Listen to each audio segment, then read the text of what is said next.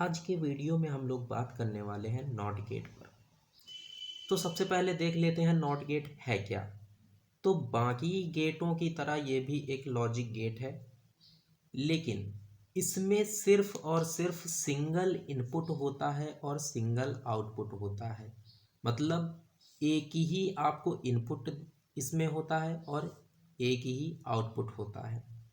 अब इस चीज़ से आप ये अंदाज़ा लगा सकते हैं, ये समझ सकते हैं कि जब इनपुट आपको एक ही देना है तो आउटपुट भी वही मिलना चाहिए।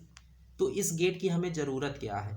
तो ये गेट आपका करता क्या है, आपने जो इनपुट दिया है उसको इन्वर्ट कर देता है।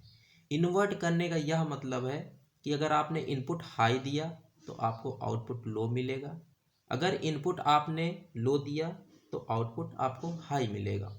ये आपका नॉट गेट का सिंबल है। इसका जो बूलियन एक्सप्रेशन होता है उसको हम डिनोट करते हैं y इज इक्वल टू, जो आपका इनपुट a था तो उसके ऊपर हम बार लगा देते हैं, जिसको आप कहते हो कॉम्प्लीमेंट। तो ये आपका इसका बूलियन एक्सप्रेशन होता है। आउटपुट इनपुट का कॉम्प्लीमेंट होता है, मतलब इन्वर्ट कर देता है।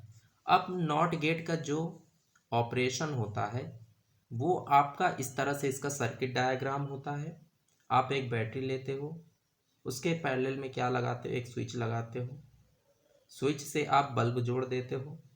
इस तरह से नॉट गेट का आप सर्किट डायग्राम बना लेते हो।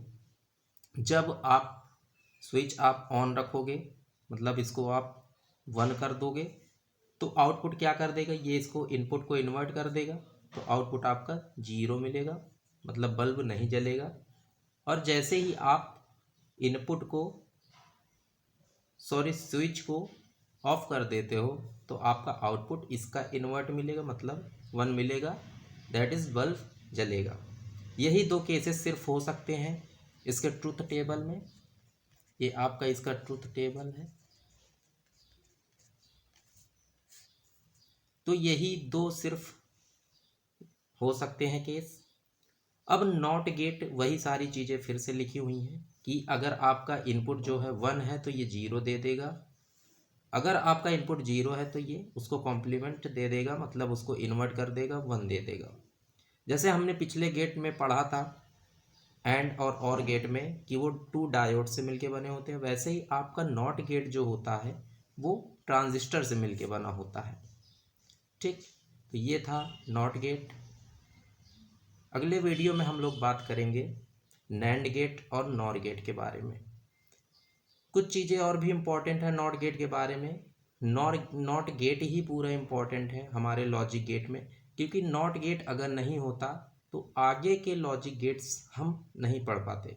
क्योंकि नॉट गेट का यूज़ करके ही और उसके साथ एंड गेट के साथ कॉम्बिनेशन करके ही और गेट के साथ इसको कॉम्बिनेशन करके ही हमने फर्दर और भी लॉजिक गेट्स बनाए हैं।